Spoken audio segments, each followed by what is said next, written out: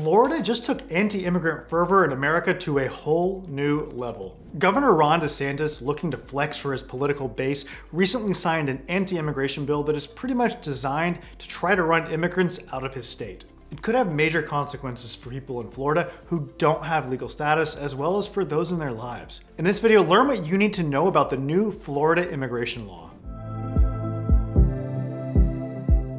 I'm Brian Manning, and I used to be an asylum officer with the government, but now, as an asylum lawyer, I help immigrants all over the country to secure their future in America through asylum. On May 9th, 2023, we witnessed a significant event as Florida Governor Ron DeSantis put his signature on Senate Bill 1718, also known as FL 1718. This is a major new law aimed at restricting the ability of undocumented people to live and work in Florida. Today, we'll delve into the key features of this legislation, which goes into effect on July 1, 2023. So first off, the new law criminalizes the act of bringing an undocumented person into Florida. The term they're using is human smuggling, and they've made it a felony. So if you knowingly transport an undocumented person into Florida, even if it's a minor who hasn't been inspected by federal immigration authorities, you could face a second-degree felony with penalties of up to 15 years in prison. This is serious stuff. However, let's be clear about what this law does not criminalize.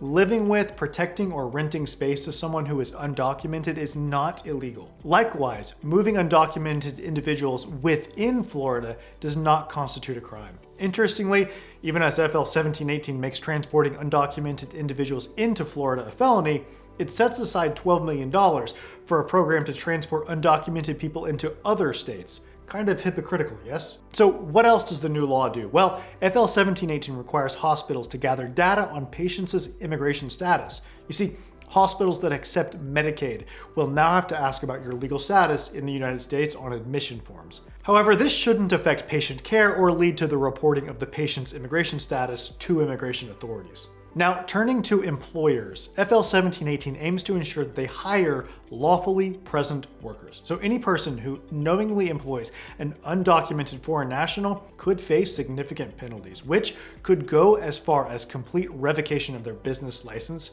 where there are multiple offenses. By the way, if you want to maximize your chances for asylum success, then be sure to hit the subscribe button and the bell notification so that you don't miss the insights that I share on this channel.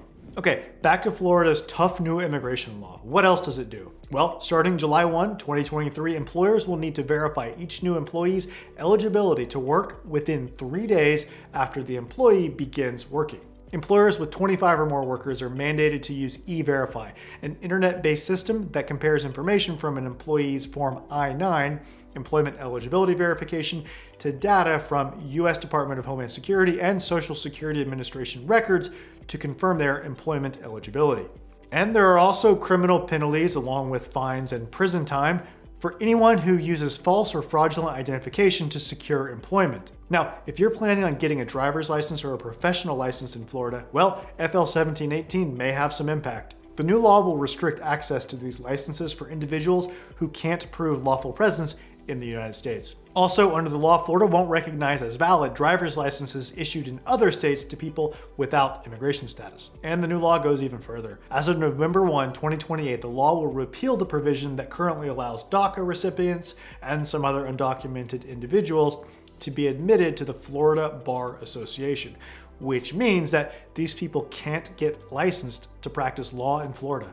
Finally, FL 1718 empowers Florida to assist in enforcing federal immigration laws. It grants the state's chief of domestic security the power to coordinate immigration enforcement activities. The full impact of this law on Florida residents is tough to calculate, but the effects on the state's economy could be huge. Consider that a 2019 report by the Migration Policy Institute estimated there are over 700,000 undocumented workers in Florida. With FL 1718, these hardworking people, who make up a significant portion of industries like construction and farming, could face major hurdles. This law is clearly designed to make life hard for undocumented immigrants. It's meant to show them that they're not welcome. And I worry that the culture being encouraged with this law will negatively affect not just undocumented immigrants, but all immigrants, and indeed perhaps even people who, quote, look foreign.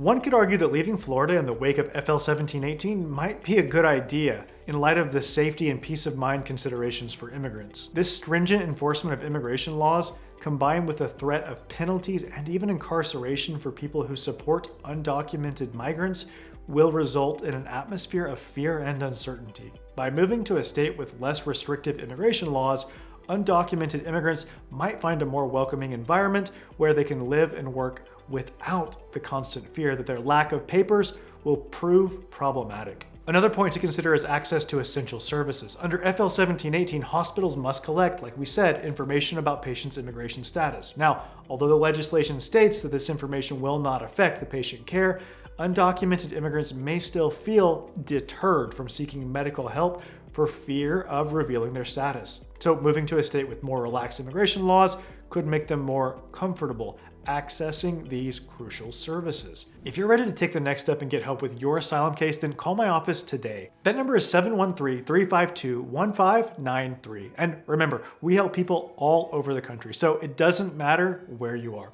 Call us now to schedule an asylum strategy session so that we can help you secure your future in America through asylum. Again, I'm Brian Manning, and it's an honor to serve you in your asylum journey.